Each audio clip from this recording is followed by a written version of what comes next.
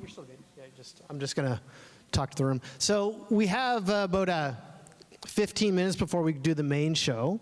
But if there's anyone here now who wants to kind of give it a whirl and has doesn't ramble on for more than 5 minutes, so to speak. I mean, not ramble on, just has this tight story that's in about 5 minutes long.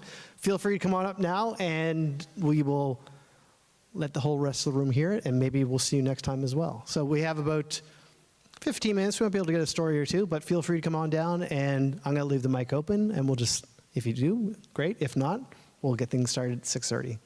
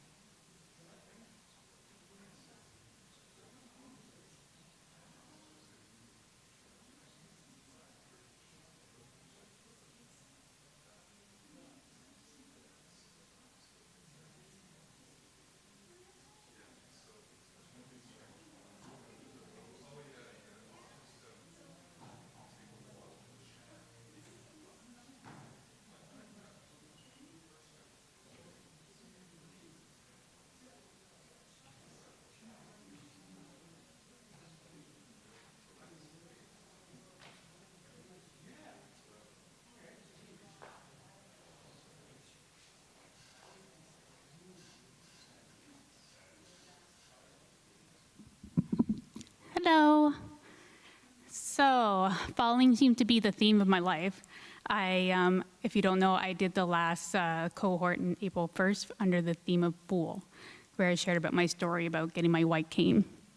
Well, during that preparation for that story, my husband and I went to Dominican, and it was so nice. The first hour we were there, we were like, oh, let's throw our suitcases in the room.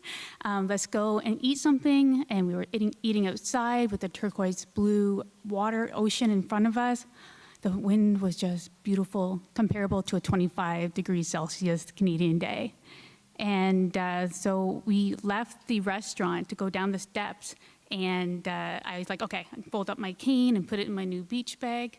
And we went into the beach area, and we started walking along the water. It was beautiful. It was romantic. We were holding hands. I may have skipped a couple times, and just felt very giddy. So we were walking along. I think it was about a 5-10 minute walk from the restaurant down to where our room was. So we saw our building where our room was in. And I was like, okay, perfect. Hand me my bag, hand me my cane. Reached for my cane, it wasn't in the bag. Where is this cane? I need my white cane. I need to be able to see to get around the resort. We only just got here like 30 minutes ago. What am I gonna do? So I went ahead and scoured the beach. My husband helped me. We asked the security, we asked everyone. But for the next 5 days, I did not have my cane. And on the last day, I navigated well until the very last day. The last day, I decided to be independent. Like, I didn't need my white cane anymore. I didn't need my husband. He can nap in the room. So I left the room, hotel room, to go to the bar. And the bar was outside on the beach. I was like, oh, this sounds great. So I went and stepped up onto the bar platform, ordered my drink, had a little chat with the lady, and had my drink. I was like, okay, I'm ready to go. So I turned around and missed the step going down off the bar, and I stumbled forward, and there was a little grassy area, so I tried to push myself into that instead of landing on like the hard tile. And so I fell, and the lady came up to me, the bartender, you okay, you okay? And the only thing I could think of was saying, I'm not drunk. So that was the only fall that happened the whole vacation, but I know to pack a spare cane next time.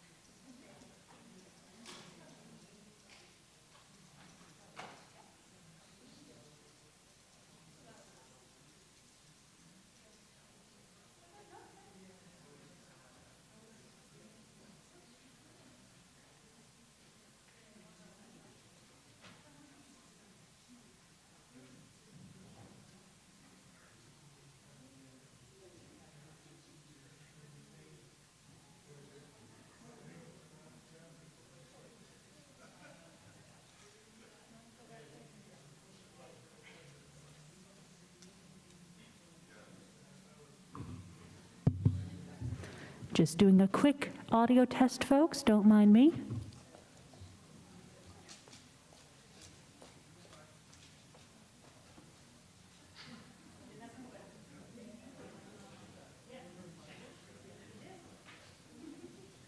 Just so people can watch the room fill up and get nice and nervous. That's awesome. They're like,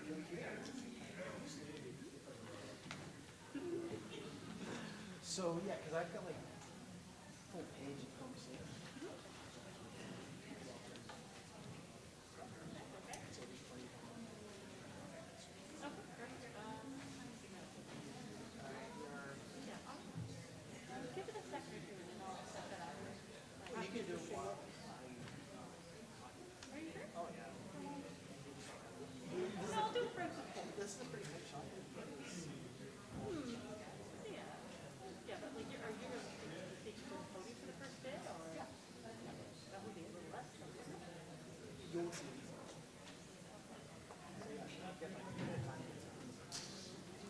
Question? I'll still try to get a double. Okay.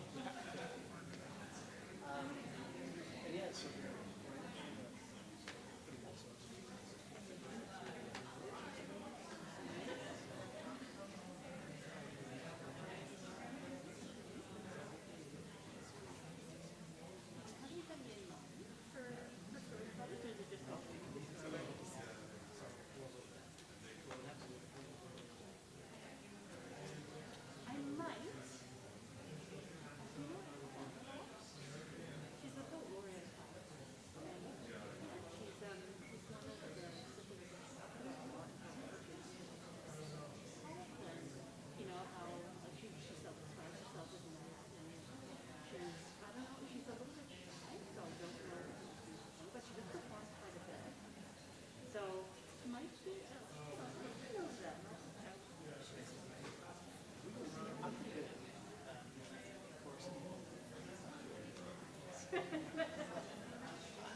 I'm going to say hi to a couple people. And then, yeah, we're probably, I'd say 5.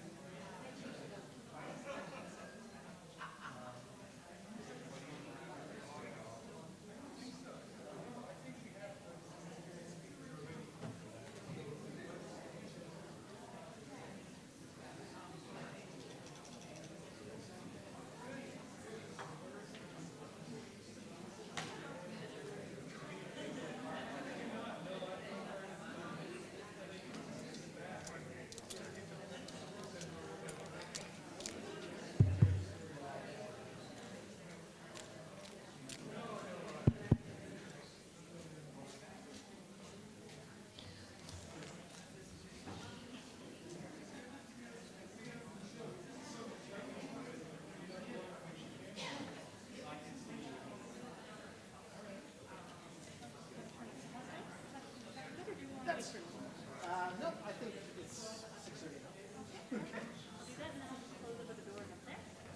Do you want to leave a door open? Oh, yeah, sure.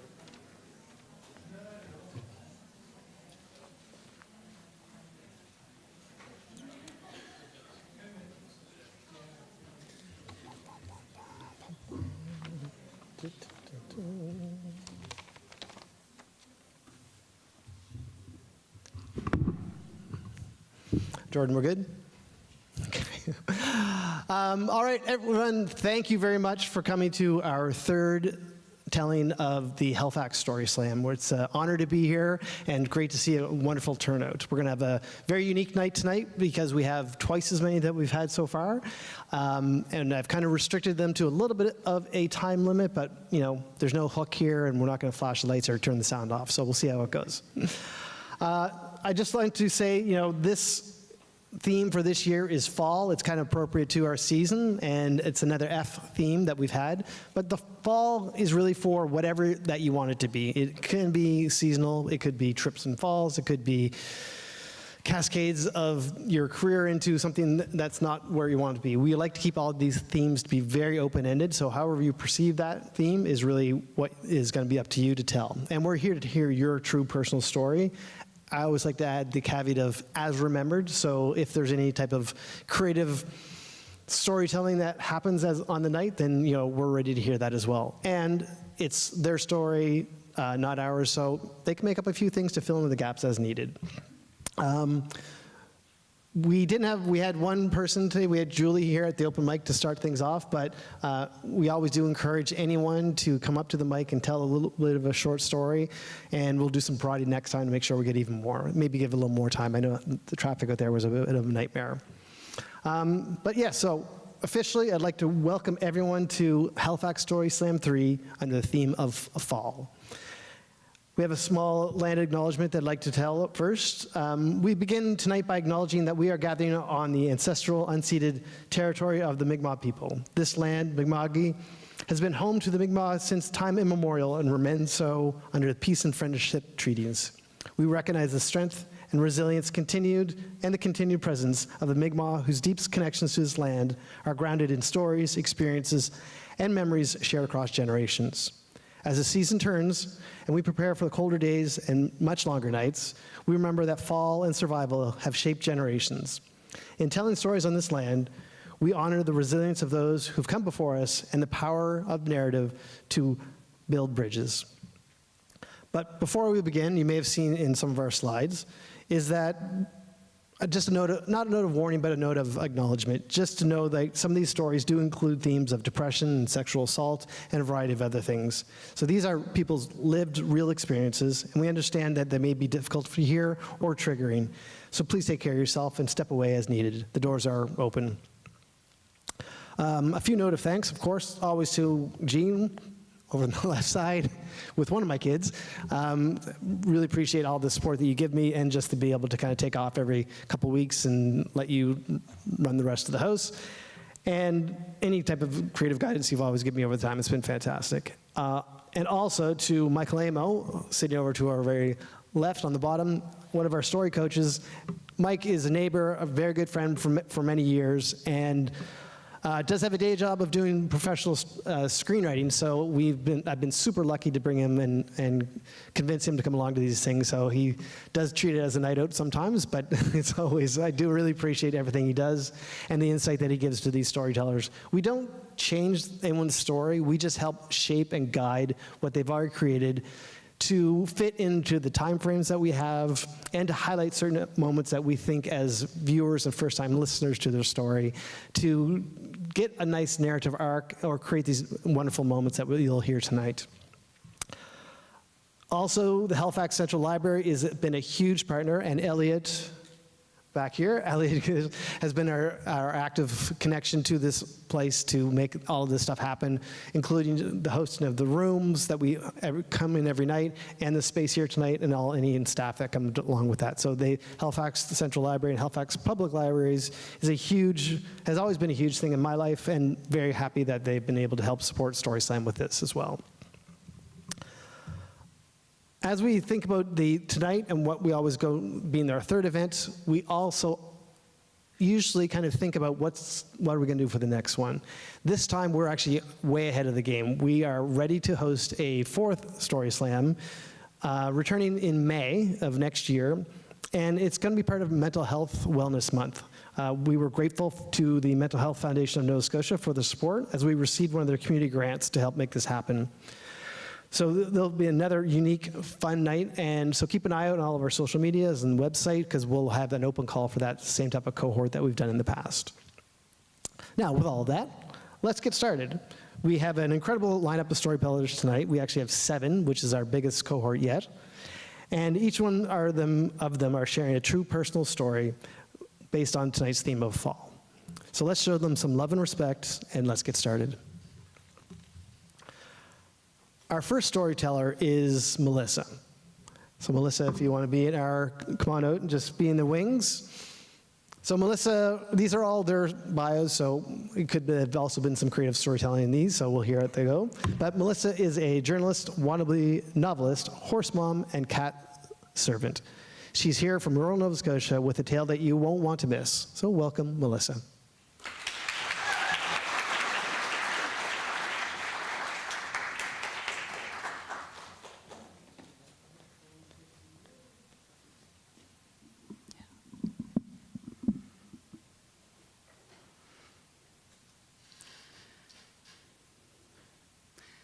My husband leans in close.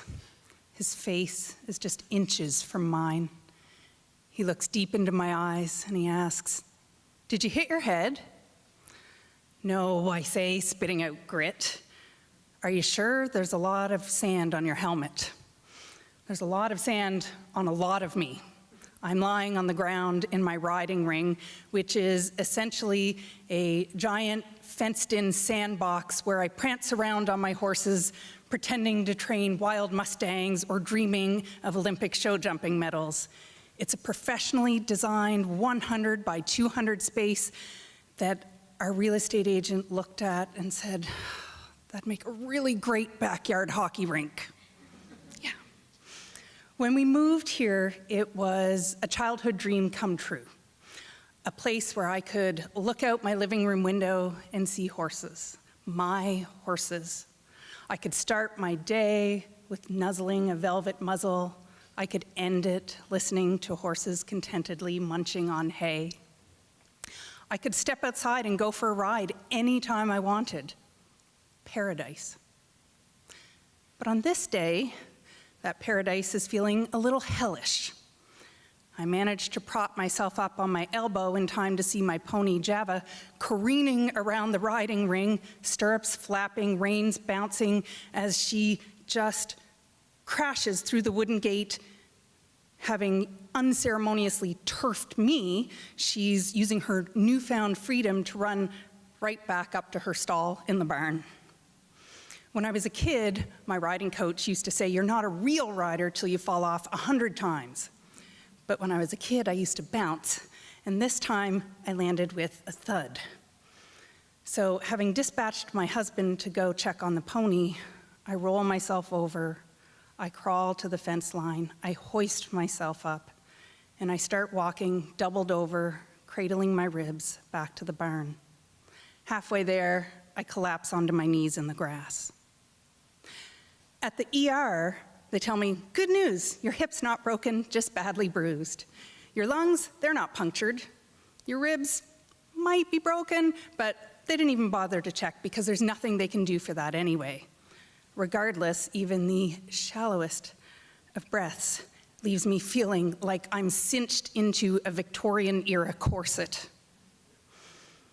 So weeks go by. I'm still struggling to pick up 5-gallon water buckets off the ground or maneuver heavy wheelbarrows full of manure. Every time I cough or laugh or sneeze, I get a sharp pain.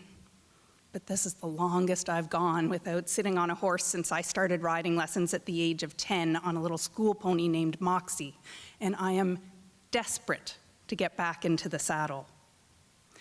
There are hundreds of quotes dating back thousands of years that try to describe what it's like to partner with a 1,300-pound animal with a mind of their own. To ride a horse is to fly without wings. An hour spent in the saddle is an hour well spent. In riding a horse, we leave our troubles, sadness, and fears on the ground. Well, I wanted that back. So I tacked up my pony, I brought her down to the ring, I stood up onto the mounting block beside her, and instead of excitement and anticipation, I felt something else. My hands were shaking. My heart was racing. Sweat was beading on my forehead. I tried to swing my leg over my horse's back like I'd done hundreds, thousands of times before. But the only thing mounting was my anxiety, and the more I hesitated, the more my pony started to fidget. And I remembered coaching riding lessons in my 20s and early 30s, how I had zero tolerance for middle-aged adults who gripped the reins in terror at the mere thought of a spook from their horse. Your tension is making your horse more tense. Relax, I'd yell.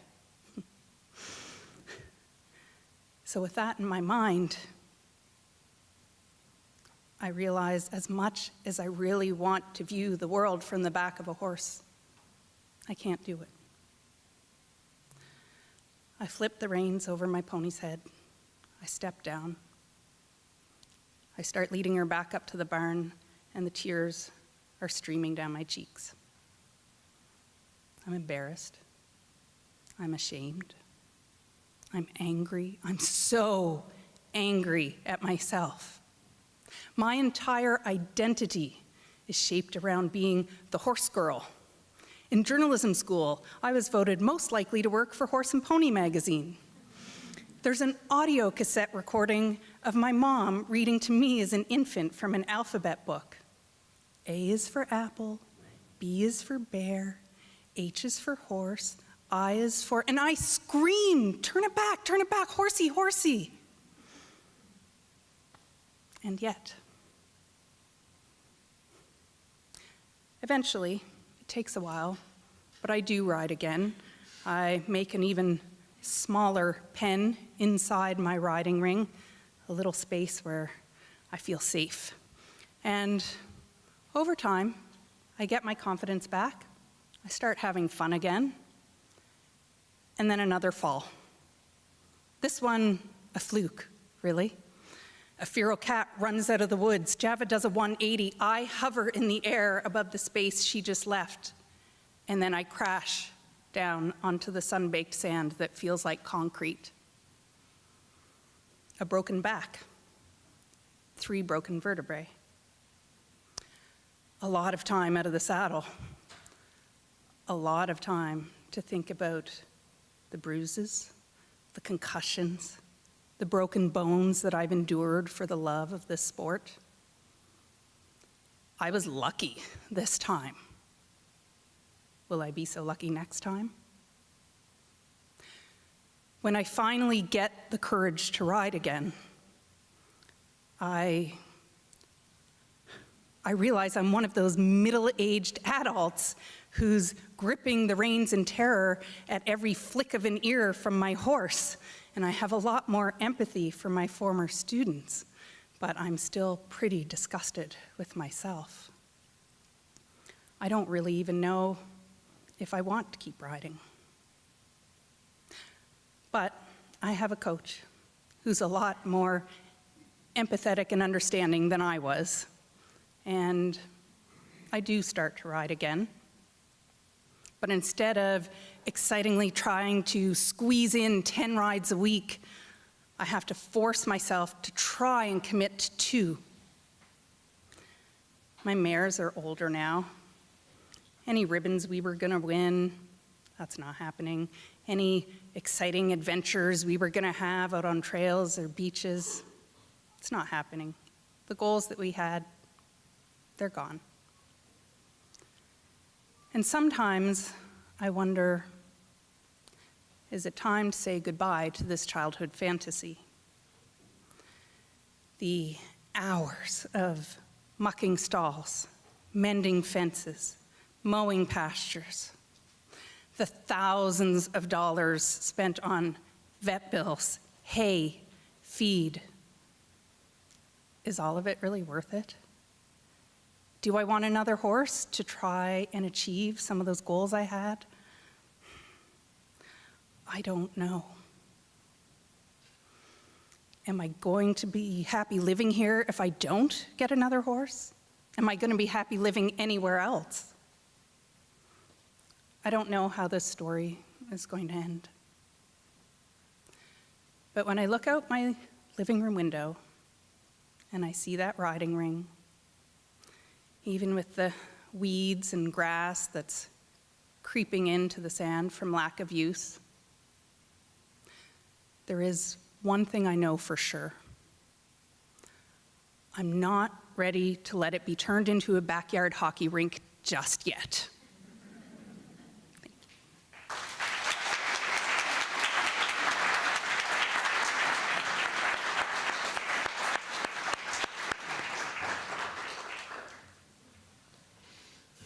Awesome. Thank you, Melissa. That's wonderful. I made a few backyard hockey rinks, though, so I do understand the desire for a nice one. Okay, next up, we are just going to blast through this. We have quite a big lineup. Our next storyteller is Suzanne. So Suzanne grew up in Nova Scotia, spent over 2 decades living and working across the world. She found her way back to Halifax through her love of stories. So please welcome Suzanne.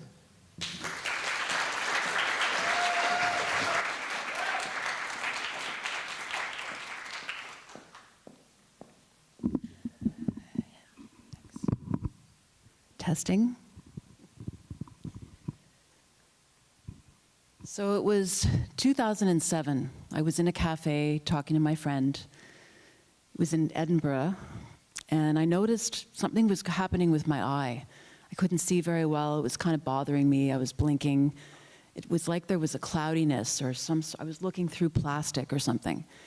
I thought, well, I'm going home tomorrow. I'll go to the eye doctor. And home at that time was Turkey. So I went home and I went to the eye doctor. I went to a specialist. I went to another specialist. And within about 5 weeks, I had major surgery on my retina. I remember the name of it because I've had to repeat it so many times: vitreoretinal membrane peel. And it's a difficult surgery. It meant I fell out of my life for almost 2 months. It requires being face down, because they insert a gas bubble into your eye, which kind of puts pressure on your retina to hold your eye together.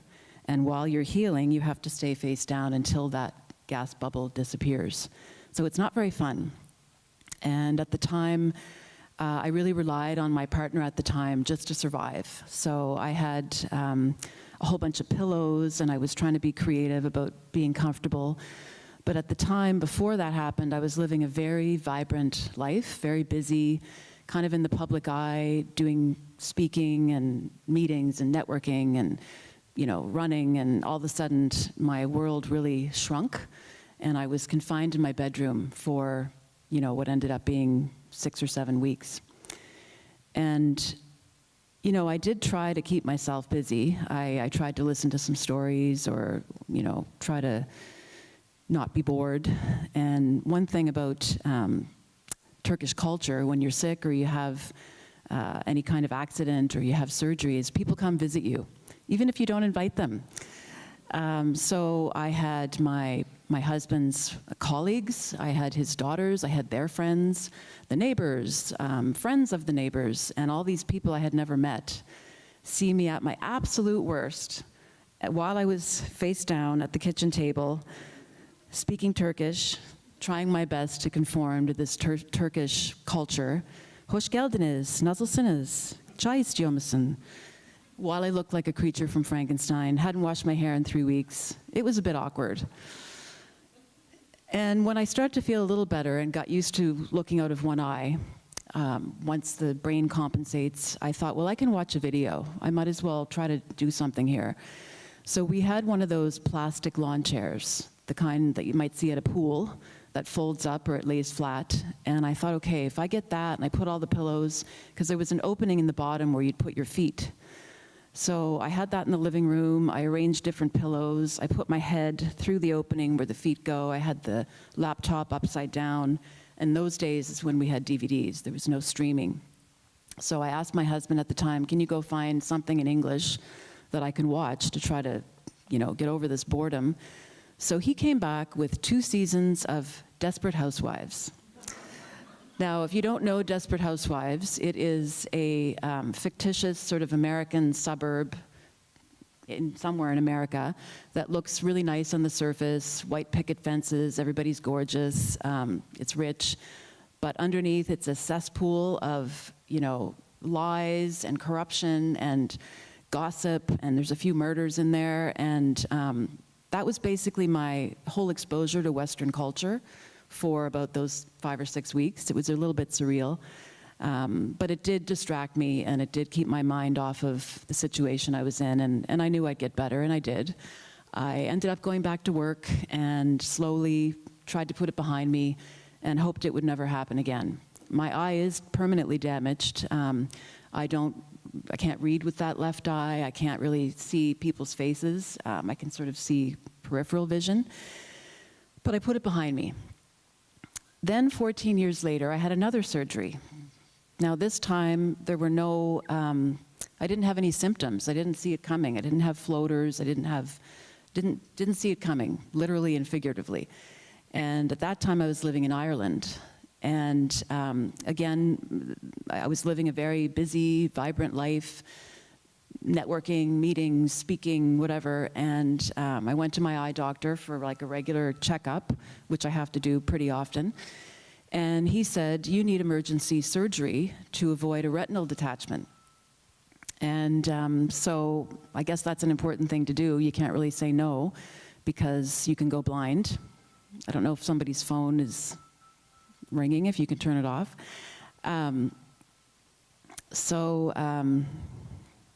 Thank you. So I went through the surgery, and sorry, I lost my place here. So I had the surgery, and I went into it thinking, I've done this before, I can do this, grit my teeth.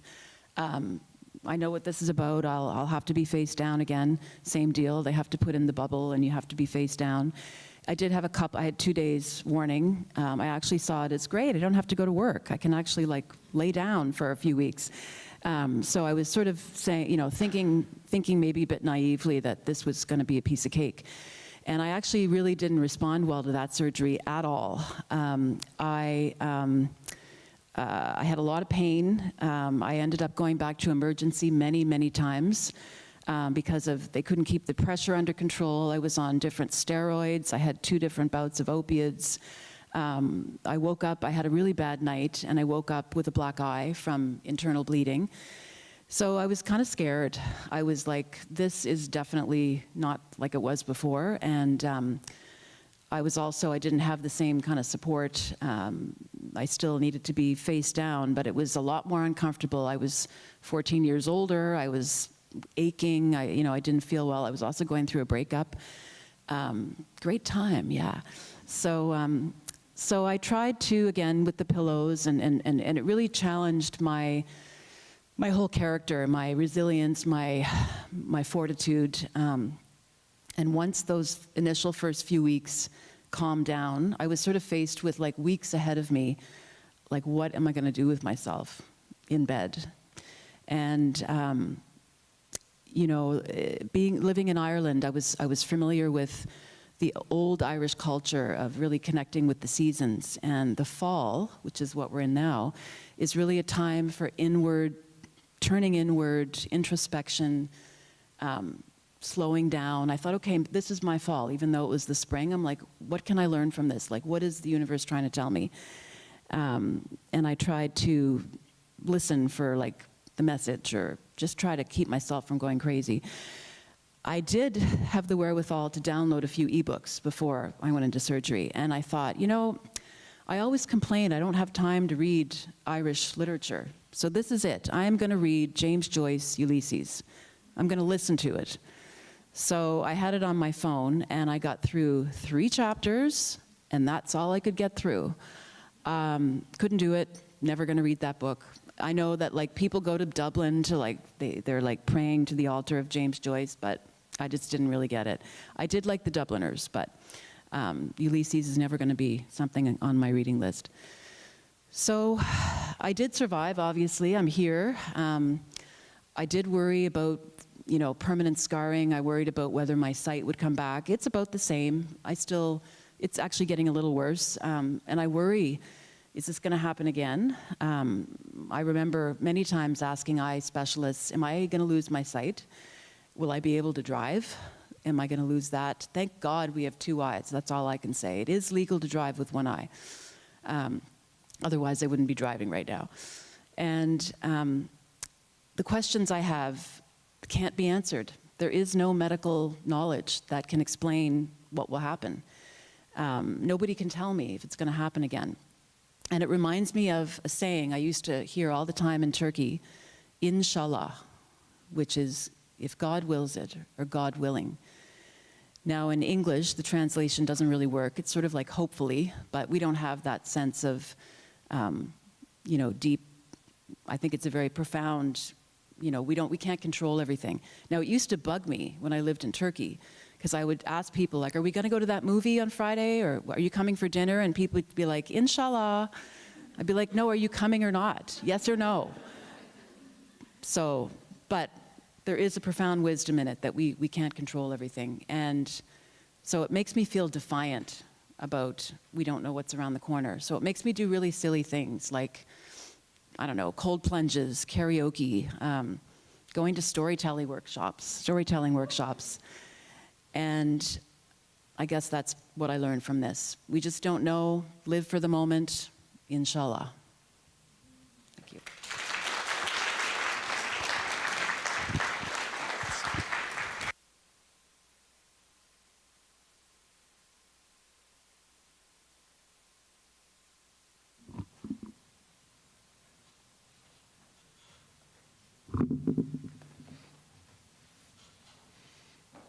Thank you very much, Suzanne. That was all kinds of interesting kind of anecdotes and well handled with the language too. That would have been terrible, but me. Next up, we have Anita. So Anita is Halifax OG social media consultant. Tonight, though, she's not promoting any brands. She's here telling a personal story that might be the origin of her anti-hero era. So let's hear it for Anita.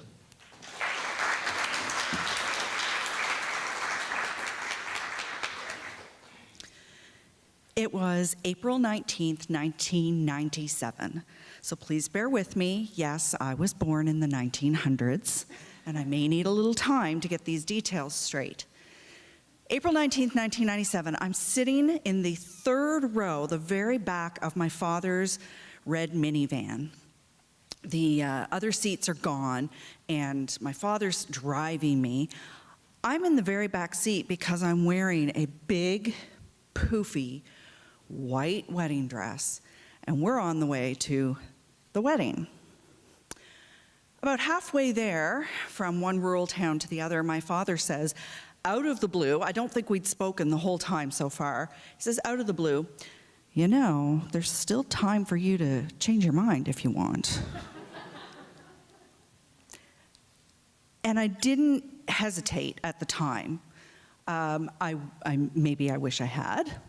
But at the time, I didn't think back to all of the red flags and all of the arguments that we had had over the past 4 years that we've been dating. I didn't think about the time we stood in the middle of the bay arguing about which hairdryer I should buy. I didn't think about the fact that I was raised Catholic and I was really a closeted atheist, and he was from a very traditional Baptist family and the grandson of a Baptist minister. I didn't think about the time my university friends at dinner at the pub one night said, hey, tell us about this guy you're dating. And my response, oh, I don't want to talk about him, he's boring. And they rightfully said, why are you dating somebody that you think is boring? And I did not have a good answer. But on this day in 1997, I'm sitting in the back of the minivan on the way to my wedding, I didn't even think about the time that we got engaged in the middle of an argument about arguments, because arguing was what we did. And he asked me, do you think it's right for a couple to argue as much as we do? Does that mean anything? And as I was turning around to tell him that I thought it was maybe not right, but it was certainly normal for couples to argue about everything, he pulled out a ring and proposed. Obviously, I said yes. I didn't see that as a red flag, getting engaged in the middle of an argument. And I wish this was a story, one of those Hallmark movie moments where I get to the church and I'm at the altar and the priest says, does anyone object? And in rushes Kevin from high school, and he says, I object, and you have to marry me instead. And we run out of the church, and we run off, and we have my honeymoon together, and we live happily ever after. That is not this story. That is not how it ended. I did get married that day, and funny enough, the red flags and the arguments didn't really stop. So we continued to argue after we got married. We argued about food, how to cook it, what to cook, whether or not it was cooked properly, how to cut carrots, who was going to do the housework, who was going to iron his shirts. We argued about everything. After a few years, we started arguing about whether or not to have kids. And hey, I finally won an argument. We had 2 beautiful daughters. But hey, big red flag, convincing your life partner that you should have kids. Should have been a huge red flag. A couple of years later, we're still arguing about everything. At Christmas one year, he gave me a Christmas present I will never forget. In front of his entire family at Christmas, he handed me a large chunk of our joint money, which, fine, nothing wrong with that. But the stipulation on this large chunk of money was that I was supposed to use it for a gym membership and the down payment on a tummy tuck. Neither of which I had ever expressed an interest in. I was quite humiliated that day, but we continued on. A few years later, probably what I consider to be one of the last straws was when he came to me with an investment idea. And we had some money to invest, we were doing okay. But I said, I'm not really comfortable with this. I need to do some research on my own. So, it's a no for now kind of discussion. I woke up the next morning and he had borrowed $100,000 and invested it in the stock market. So, we might have had some arguments about that.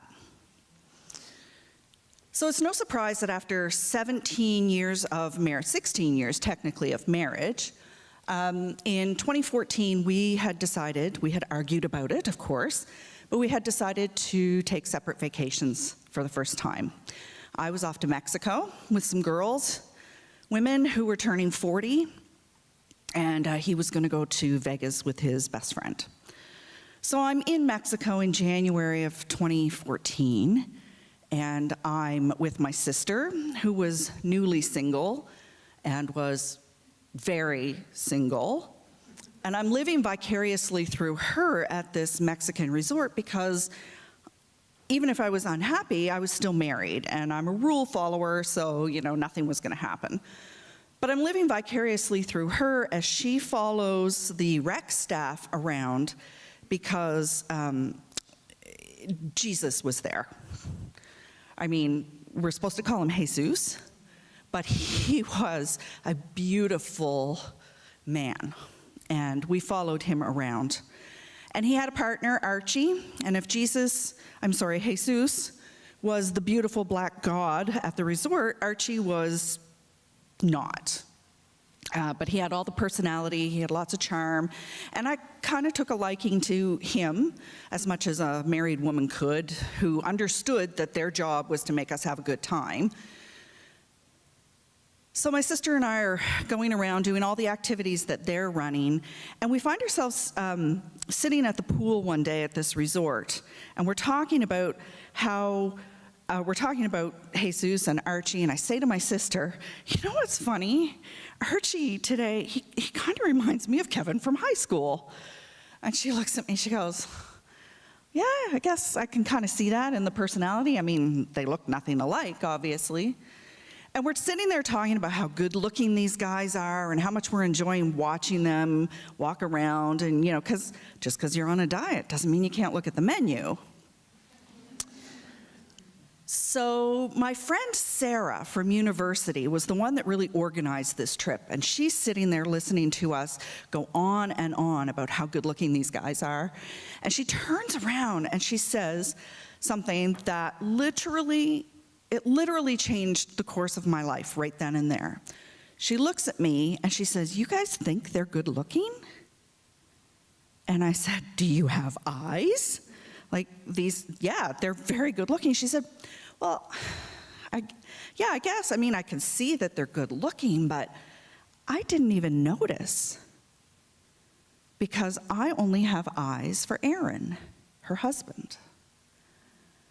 And in that moment, my mind was blown. You mean there are couples out there that actually feel that way about each other after 15 years of marriage? There are happy marriages out there where you still want to look at your husband, because I had been at the point where I thought I was asexual. I did not want him to touch me. And she's telling me that she only has eyes for Aaron. And in that moment, I knew what I wanted. I wanted a happy marriage. So what did I do? I went home and got all my ducks in a row, and it ended up on February 14th, 2014, I asked my husband for a divorce. I didn't mean to do it on Valentine's Day, but the truth just has this way of coming out at the worst possible moment, and that's when it happened.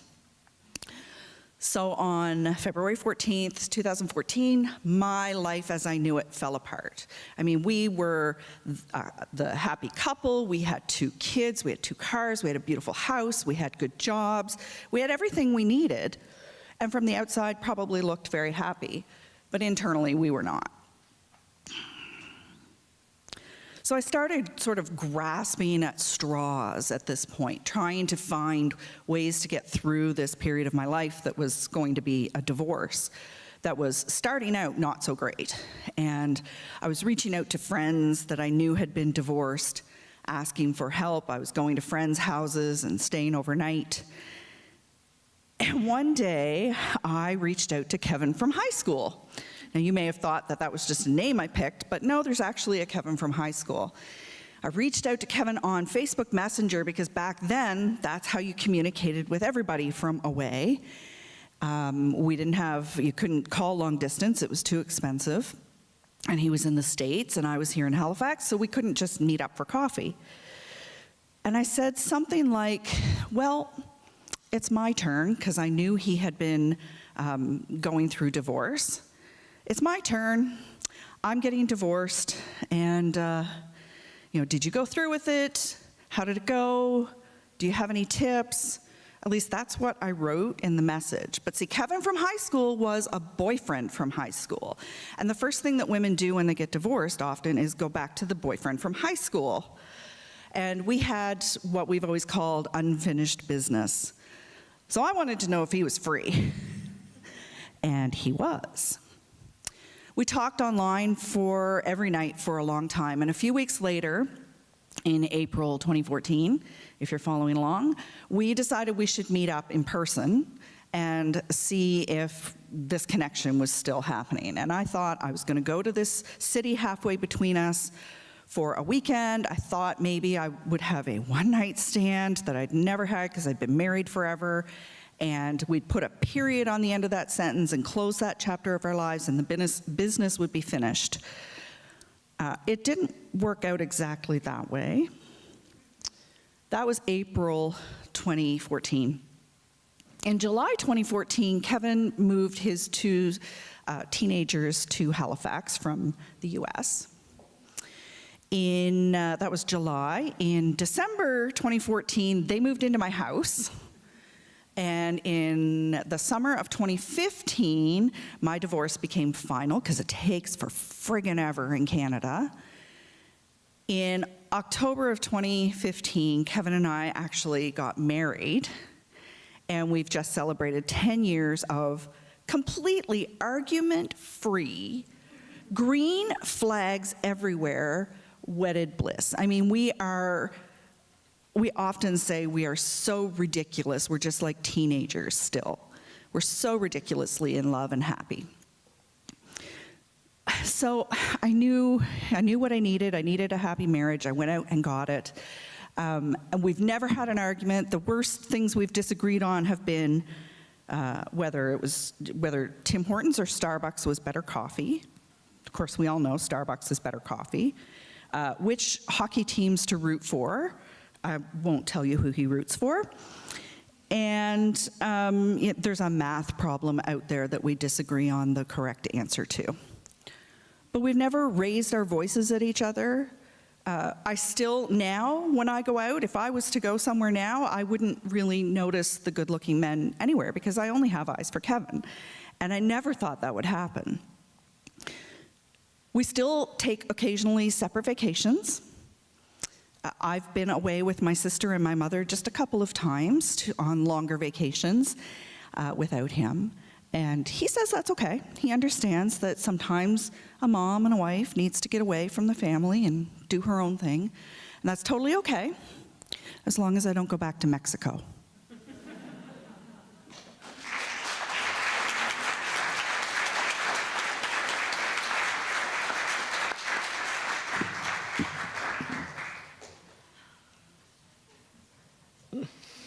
Awesome. Thanks, Anita. It's a wonderful pathway through your life that we were able to hear. So, and are you actually banned from going to Mexico, or just yeah? Okay, good to know. Okay, so next up we have Branko. Branko is an artist, a musician, an architect, designer, inventor. There's probably a few more things we can add in there. And after all those titles, he says he's still figuring out exactly where he's landed. Tonight, maybe we'll all find out a little bit more. Welcome, Branko.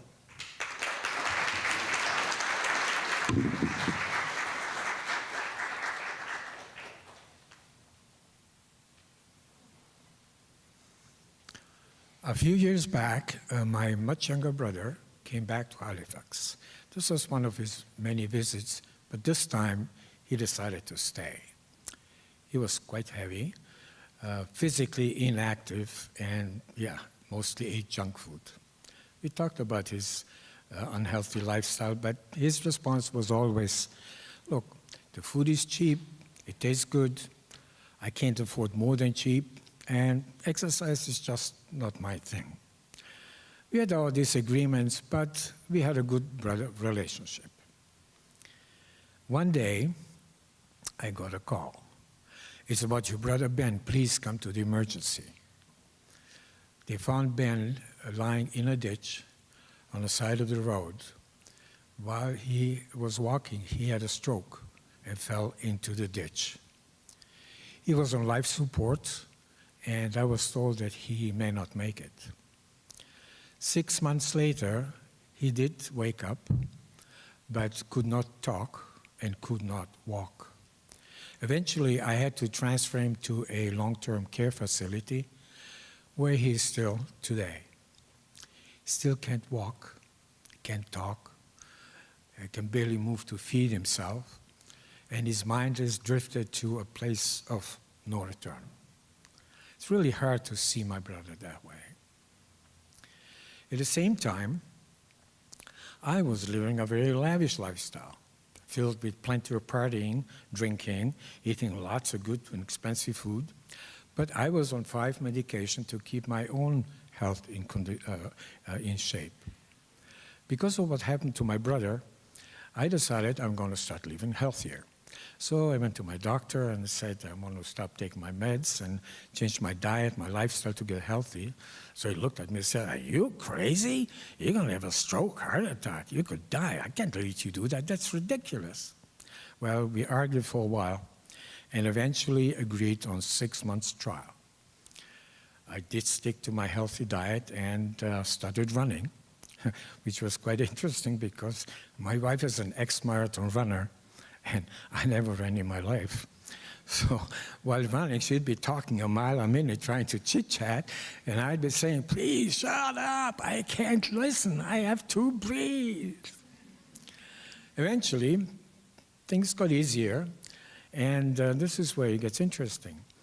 6 months later, when visiting my doctor, he looked at my new blood test and said, I thought you went off the medication.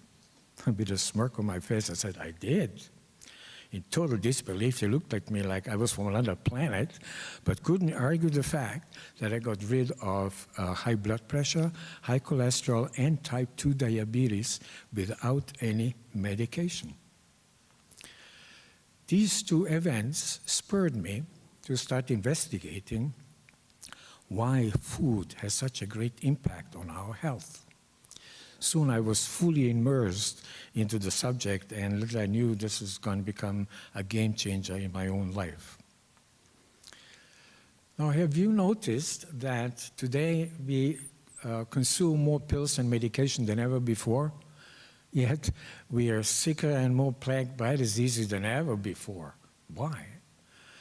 After really extensive research, I learned that major worldwide studies have proven a direct correlation between GMO, pesticide spray, other chemical treatments, sugar, et cetera, and a major issue with weights, obesity, cardiovascular diseases, cancer, diabetes, food allergies, and so on, and so on, and so on.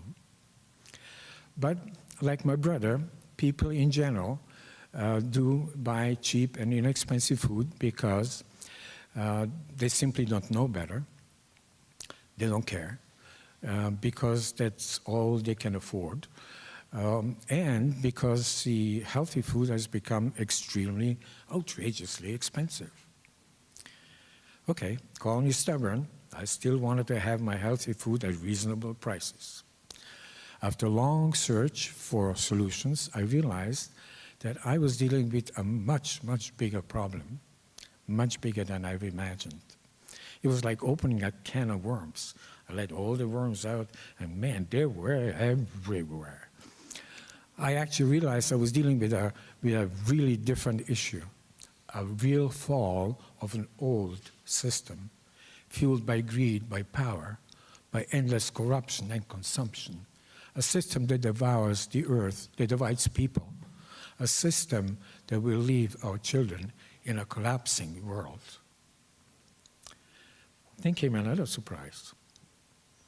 I discovered that actually the majority, not all, but the majority of people are either completely clueless what's going on in the world, brainwashed, too comfortable and lazy, or totally disillusioned about our future, so they stop caring or even giving a damn. I was in shock. I remember walking for hours through woods, fields, streets, and kept asking, why?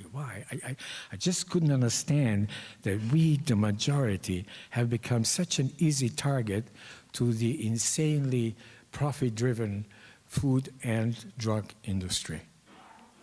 Me, an accomplished architect, designer, environmentalist, a guy with lots of accomplished projects under my belt, was suddenly lost looking for answers. So while searching for healthy food options, I came across what looked like an extremely good option, almost a perfect solution, vertical indoor aeroponic farming. This is where actually the roots are dangling in the air and get a lot of oxygen, and the canopies are getting a lot of CO2 to improve photosynthesis.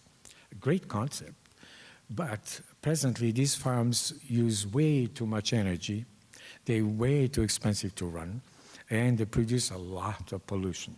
Yeah, definitely not a viable answer for our future. So I decided I'd create a challenge for myself. It looked like this. Create your own 100% green energy to protect and preserve the environment. Put it in an attractive building to be built anywhere near a city, regardless of geographic location. And then come up with a simple but automated aeroponic system to save time and money and make sure it's a profitable business. Quite a challenge. When I talked to my friends about it, a lot of them just kind of laughed and said, "Oh yeah, you're chasing a pie in the sky, man." That wasn't very helpful. Then, unsurprisingly, my innovative mind kicked me in my butt. And as usual, I became like a dog with a bone. There's got to be a way. I just need to think out of this darn box. Yeah, I had to become real creative and think like a farmer, nutritionist, architect, designer, engineer, environmentalist, manufacturer, investor, business person, and a poor person all at the same time. Still not sure how I managed to do that, but many months later, and to my own surprise, I came up with a unique solution. It checked all the boxes I was looking for. In short, I designed a tall, attractive building, creating its own green energy, and I put an aeroponic vertical farm inside, growing healthy crops without soil, super efficiently and economically. I called it Aerodome. I realized that with the ability to produce super healthy and tasty food at really low cost, I created a solution for a very, very, very hungry market.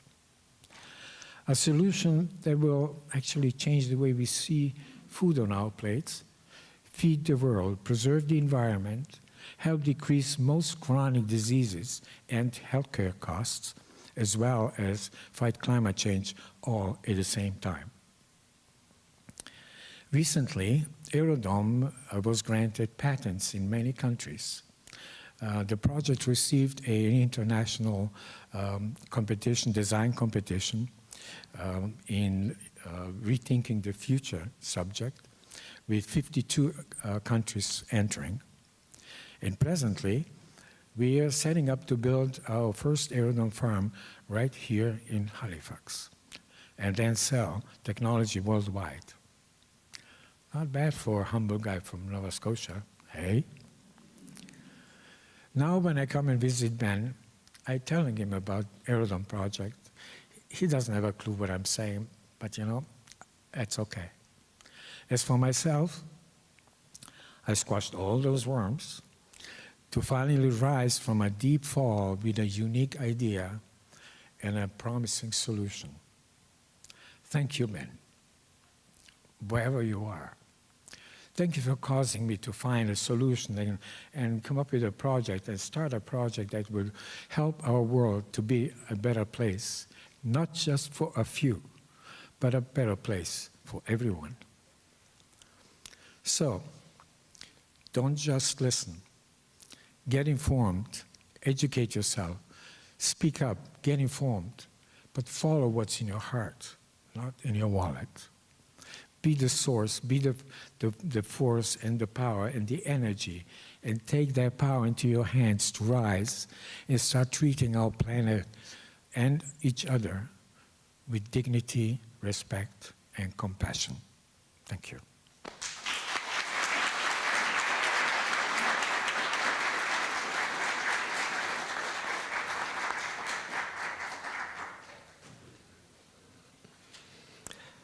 Thank you, Branko, for that story. Can't wait to start tasting the product from your awesome endeavor. Next up, we have our storyteller is Erin. Erin is a fierce advocate for the arts, a healthcare leader by day and performer by nature. And tonight, she steps out of her boardroom and onto the stage. So welcome to Erin. Before we get going too far, I will ask everyone to just silence their phones now that we've heard a few of those go off. But Erin, come on out. Let's see what you have to say.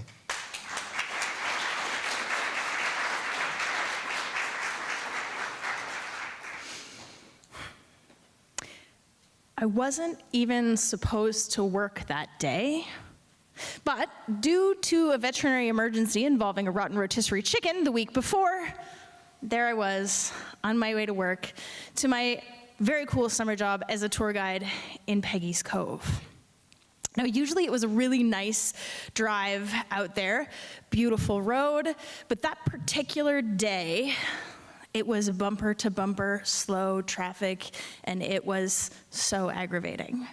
So when this woman pulled out in front of me, I slowed down.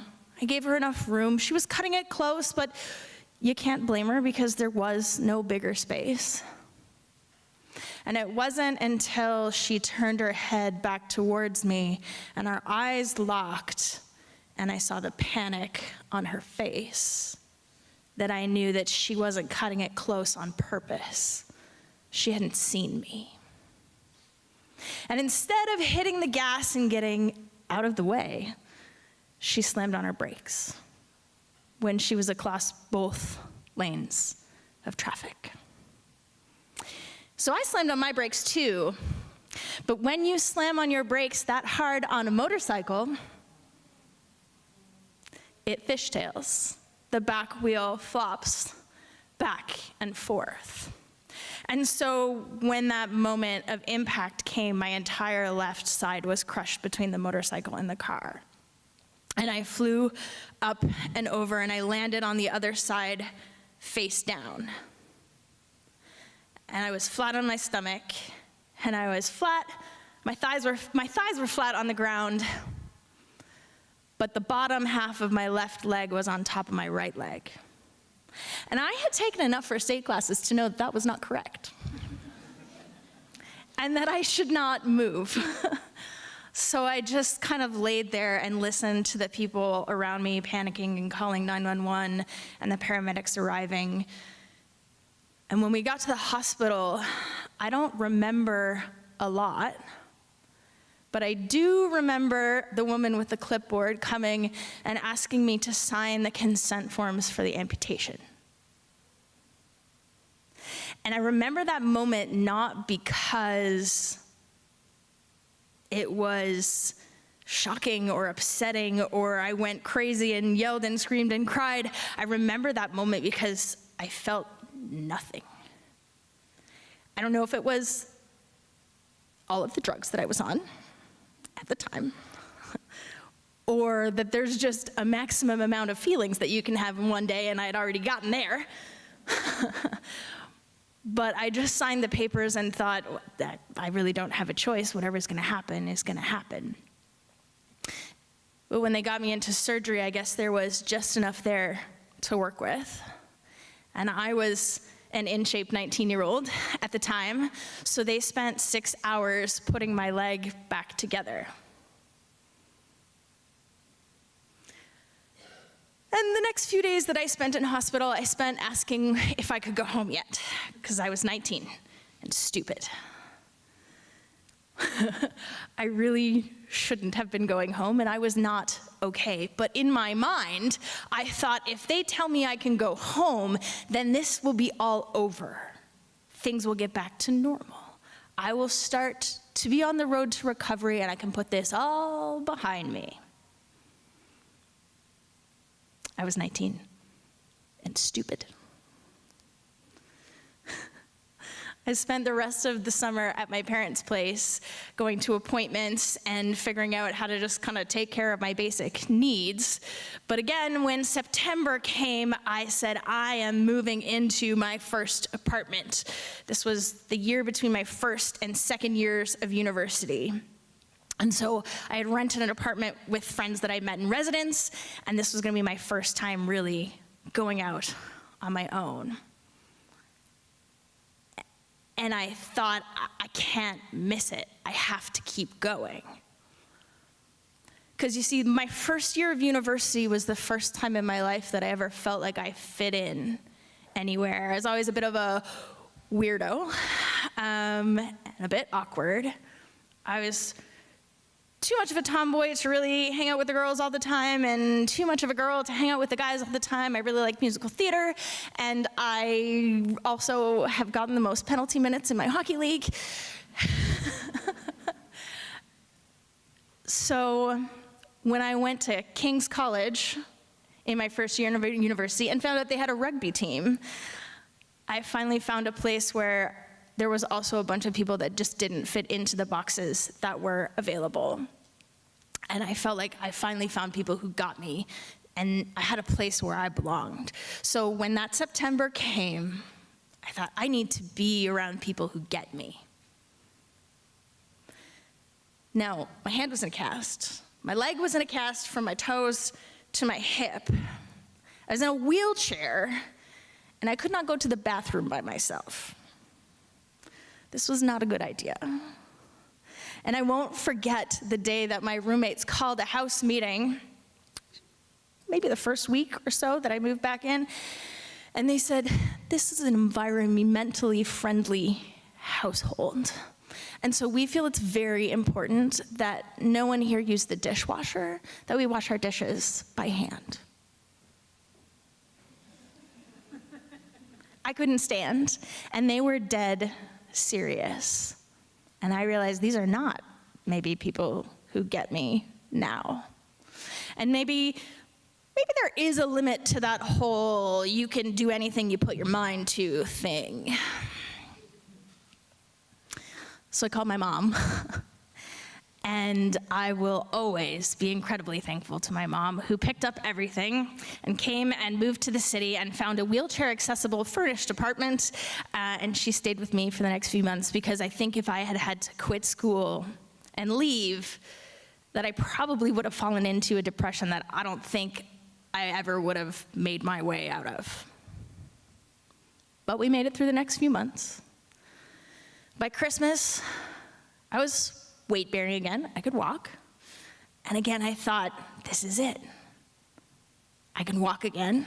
I'm recovered. Everything's gonna be fine. So I moved back into my apartment. But everything's not fine. I can walk, but it still hurts. And I can't really walk the whole distance from my apartment to school. Definitely am not going out dancing on the weekends, and I'm definitely not back on the rugby team. So really what I'm doing is watching my friends live the life that I think I'm supposed to have. But I kept going. I pushed through, because whatever that thing was that was gonna be the turning point was just right around the corner, right? So I couldn't walk all the way to school. It hurt too much. I wasn't sure I was gonna make that happen. And then I thought, I can use the stationary bike in the physio gym. That doesn't hurt. So if I'm afraid of the ice on the streets to walk, I'll just buy a bike and bike to school all winter. That'll be fine. And I'm very lucky that that was fine. But it very could have easily not been fine. And that's what I did for the next 5 years. So everything that came up, I kind of pushed through. Over those 5 years, I had 4 surgeries. And each one of those surgeries, I thought, this is it.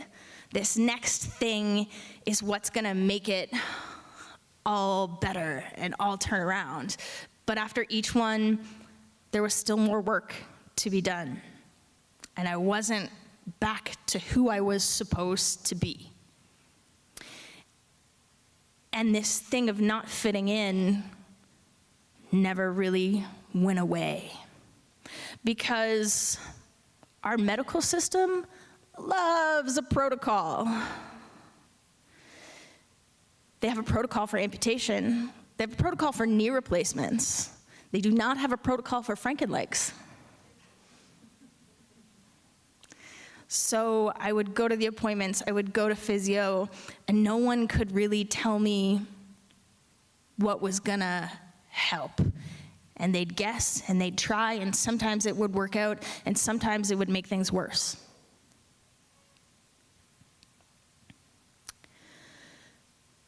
So, eventually, somehow, slowly, I learned how to let go of this idea of recovering and getting back to someone that I was supposed to be. Because trying to change myself was making me miserable. And it came to the point that the only way forward was to just take care of who I was right then. I'm still a very awkward person who doesn't really fit into a whole lot of boxes, but it doesn't bother me as much anymore, because in learning how to accept my broken body, I somehow became comfortable in my own skin.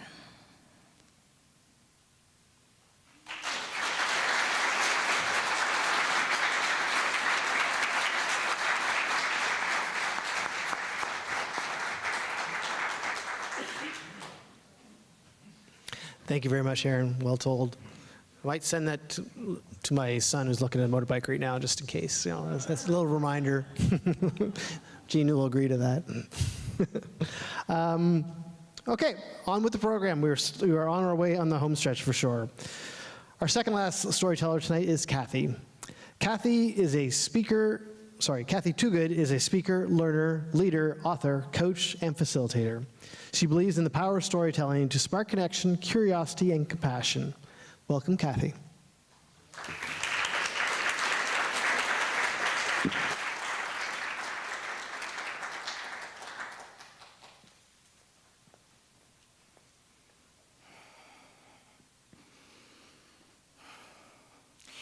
It's May 6th, 2025, and it's our third day in Portugal. I'm feeling kind of discombobulated because of the jet lag and overwhelmed being in a new country where I don't understand the language. I've been walking slowly, looking at the ground because of the cobblestones and uneven sidewalks. And we just see our destination, our bus for our destination for that day. And the next thing I know, I'm on the ground and my head is throbbing. When I try to catch my breath, I look around and I see the 1-inch dip in the sidewalk that's led to my fall. My nose is bleeding, my ankle is swelling, my knees are aching, and I wonder, is this going to wreck everything?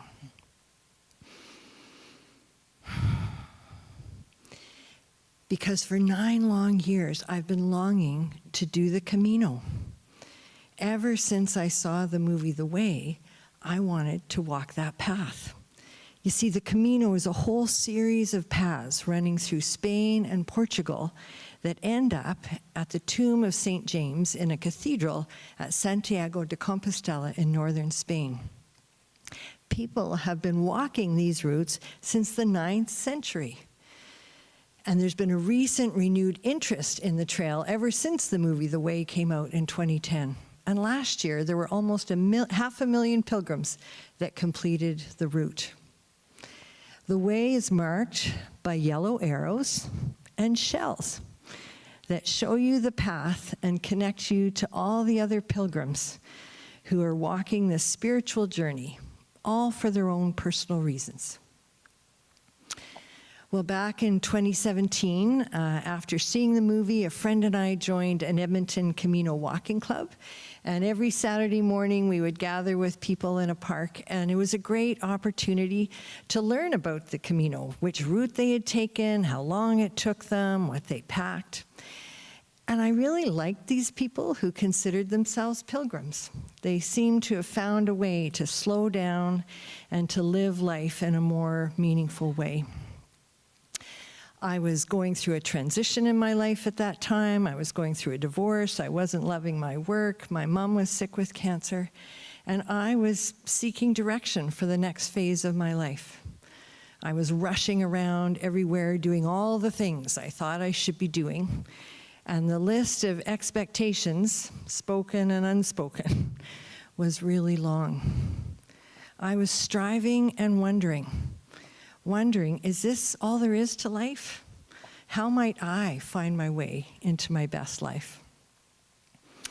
I had tried online dating, and my handle was Camino Girl because it really represented my sense of identity at that time.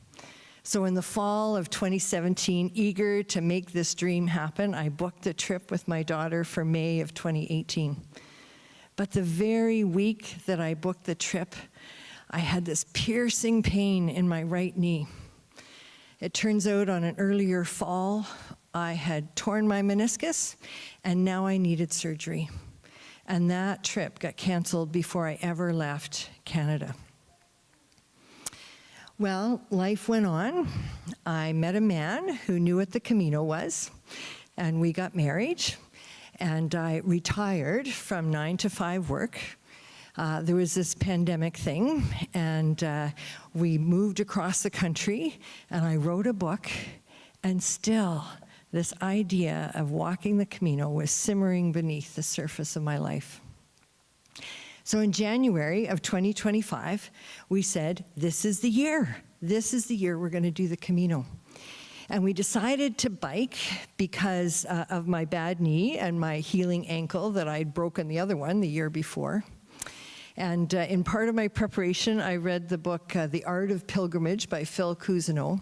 And he emphasizes that a pilgrimage is supposed to be hard. It's supposed to have challenges. And we should embrace them as a learning opportunity. So on May 6th in that Lisbon hospital, I asked the doctor, will I be able to bike the Camino? Well, she didn't promise me anything.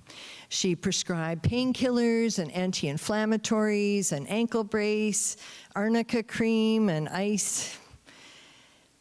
And she encouraged me to walk and put weight on the ankle, telling me that would help it heal and get stronger. And I had 9 days until I was scheduled to start the journey. Well, the next day we traveled to Coimbra, which is a beautiful university city in Portugal. Clearly, accessibility was not a priority for people building European cities 800 years ago. There were steep hills and uneven ground and so many cobblestones. But I hobbled along and took my drugs and iced my ankle after long days of exploring. And then we spent a few days on the coast, and I celebrated my birthday, and I read and rested and walked on the beach and was grateful for a bit of downtime. And then on May the 12th, we traveled to Porto, and we met up with our 6 friends who were going to be taking the journey with us. And we did some more sightseeing, and I kept up with them mostly, except for one day when I took an Uber home and cheated when I was feeling too tired. And then on May the 15th, I handed my crutches to the clerk at the hotel desk, offering them to the next person who might get injured on vacation. And we began our 280-kilometer bike ride. Well, the first day was easy. 35 kilometers, the Atlantic Ocean was on our left, the path was flat. We stopped for coffee and pastries and a beautiful lunch, laughter, sunshine. It was a gentle introduction to our adventure. My ankle seemed fine. My knees were sore, but the worst part, a sore butt. The complaint of many a biker at the beginning of the season. Well, this ancient path now wound its way through forest paths and through city streets. We found ourselves navigating European cities during rush hour traffic, finding our way onto narrow bridges with the cars and climbing steep hills. We would sometimes be in a farmer's field, or then we were on boardwalks by the ocean, which would become covered with sand, and we had to push our bikes through them. This was a really challenging bike ride. And every day when we got to our hotel, we would like high-five each other. Wow, we made it. On the third day, we had a harrowing boat ride across the River Minho on our way into Spain. The boatman was so strong as he picked up our 60-pound e-bikes and walked upstairs and over the steps on the boat. I couldn't believe that he was going to fit 6 people and 4 bikes into this tiny boat as we crossed the river. His strength and balance were a stark contrast to my tender ankle and wavering confidence. Most days the sun was shining and the wind was at our back. But one day it rained, which made the path more treacherous, especially a steep downhill with hairpin turns.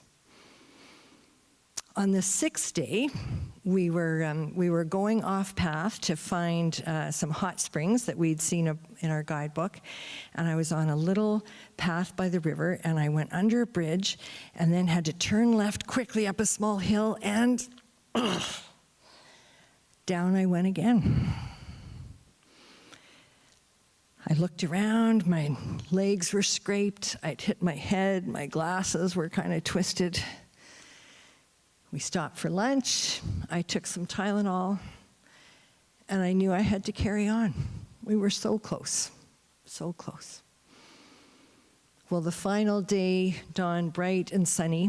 We had a 25-kilometer drive into the city center with a 500-meter elevation. The path was getting more crowded the closer that we got to the destination as people from all the different paths joined in. And when we got super close, a few blocks away, we had to dismount from our bikes because of all the hundreds of people on the sidewalk. And then suddenly, we turned a corner, and there we were, in this famous square that I had seen in so many pictures. And the atmosphere was electric, with hundreds of people who had just accomplished this shared dream. Shock, amazement, tears. At 61, I'd biked 280 kilometers in 7 days with a sprained ankle. You see, I wasn't sure that I was going to make it until I actually did. So this moment in Portugal had become a wake-up fall. It had changed my perspective. And after coming back from the Camino, it shifted my life some. I've slowed down.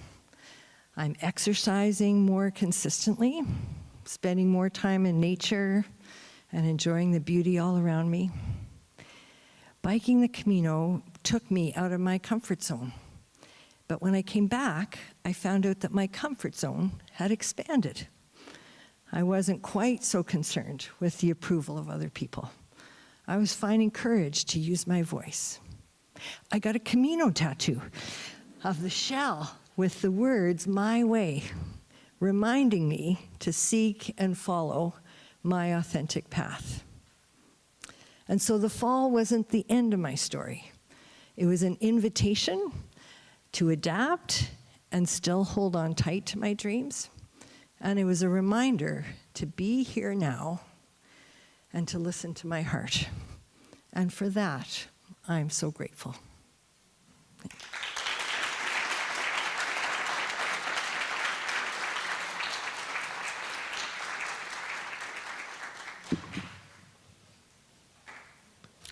Thank you, Kathy. So I was all the way along with you there. It was great. And I got to keep an eye, if we ever get it, when we go to Spain, maybe keep an eye out for those arrows and stuff along the way as well. So as we get to the end of our night, we are to our last storyteller. And tonight we are about to hear from Rohini. So Rohini describes herself as poet, playwright, translator, lyricist, professor, and knighted this year by the French government. Quite an amazing accomplishment. So Rohini brings her voice, her vision, and her vibrant storytelling to our stage. So welcome, Rohini.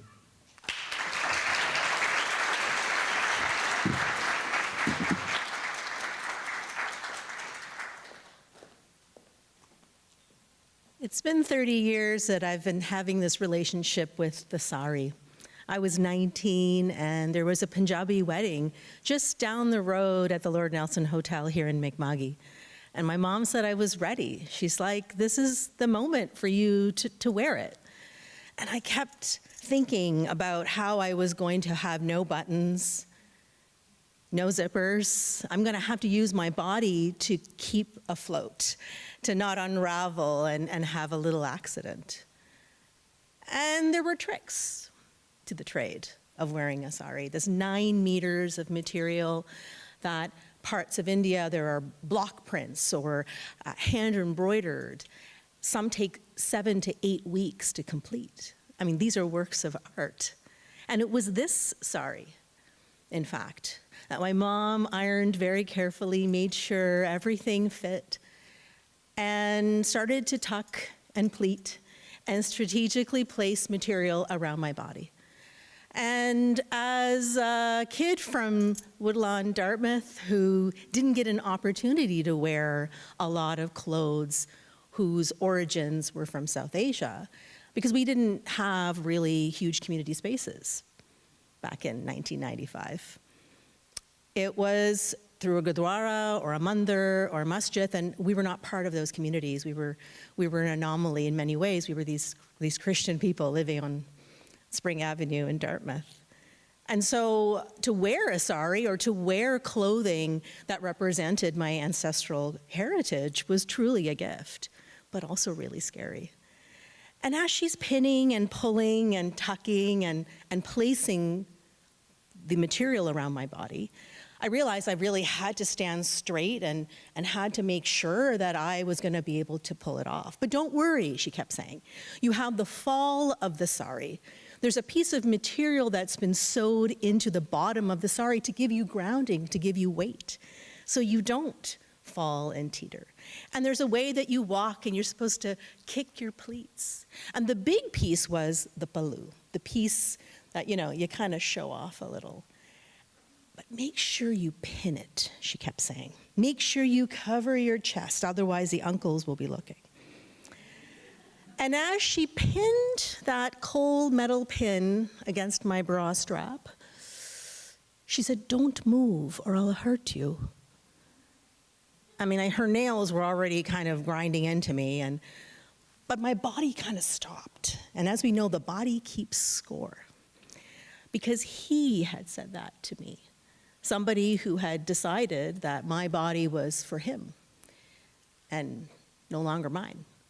And he had said, "Don't move or I'll hurt you." So I remember as soon as she left the room, I did, the act of rebellion and threw the pen.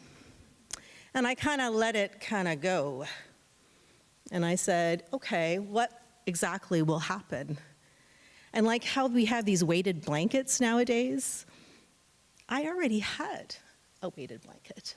I had ancestral wisdom. I had someone hugging me already. I was going to be okay, but I was definitely not going to have that pin. So I walked into the beautiful Lord Nelson, and it wasn't renovated back then, so there was still kind of a smoky stench to the place. And I walked into the ballroom, and there was a Punjabi wedding happening. And it's a lot of hello uncle, hello auntie. When you say hello to aunties, the aunties have something to say. Darling, already large hips. You haven't had children yet? It's very too bad. Your parents are diabetic and already the big midsection. We should tuck it a little bit differently next time, okay, beta? Very pretty. Your lipstick is so dark. Why are you wearing dark? You already have dark skin. Why make so much dark the lips? So it just wouldn't stop. And Auntie Shireen and Auntie Leela and Auntie Piaru, and it's like, this is too much. Ooh, I gotta pee. The body knew what to do.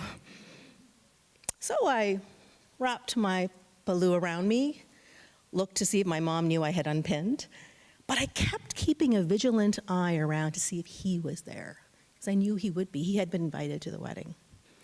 He was a member of the community, and I hadn't told my parents what had happened. So this was this walking secret that was going to pop out any moment like a termite. So I made my way to the ballroom doors to get out again because I needed to use the bathroom, aunties. I can't talk to you anymore. And as I walk into the lobby, Ooh, I get some tingles because I'm hearing a very deep, raspy male voice. Hey, is there some kind of party going on over there? And I look over, and it's 6 foot something, pure meat, standing right in front of me. He's got curly blonde hair, icy blue eyes, beautiful teeth. He's wearing a tank top that could have probably been replaced, and, you know, jogging pants of the era. And I looked at him and I went, you're Sid Vicious. You're the wrestler from WrestleMania. I mean, my aunt like watches you every Sunday, and like, so do I. And we did. Like, the aunties were totally into WWF at the time. And he was like, just your aunt? And as he's approaching me, you know, the radar is on. Like, first of all, the aunties are going to see this. My dad's going to see this. My mom's going to figure out that, like, things are now visible. But he's getting closer, and he's inebriated, and he's sweaty, but he's still really, really beautiful. Very muscular. And as he approaches me, something came out of my mouth. And I said, do you want to come in?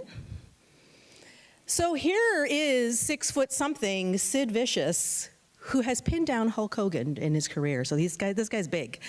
Walks into the hyena lair of the aunties. And they don't care about me. The same pectorals and muscles and like broad shoulders I had been checking out, they were now touching. My goodness, so handsome. Shireen, look, it's the guy from, you know, the WrestleMania. Samosas and mirtai and the music. And this is like the time of the VHS, you know, camcorder. So somebody out there has images of him doing the beats in the middle of these aunties who couldn't stop staring. So now I've given them fresh meat. Now I'm going to be able to pee, finally.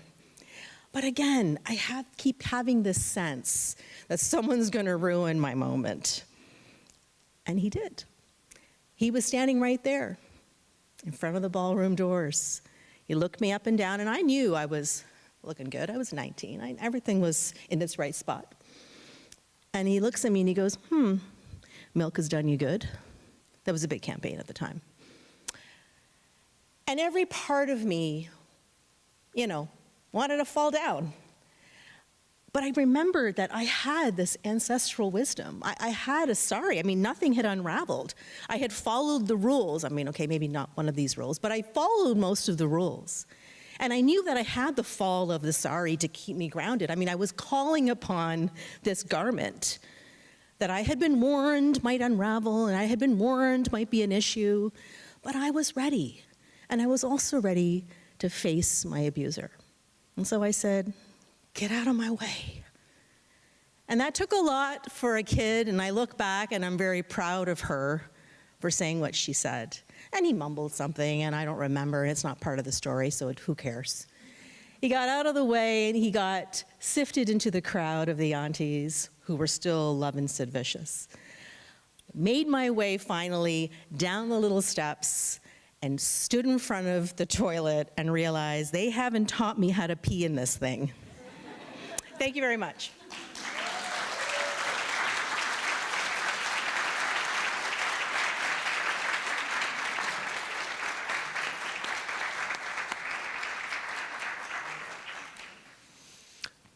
That is it.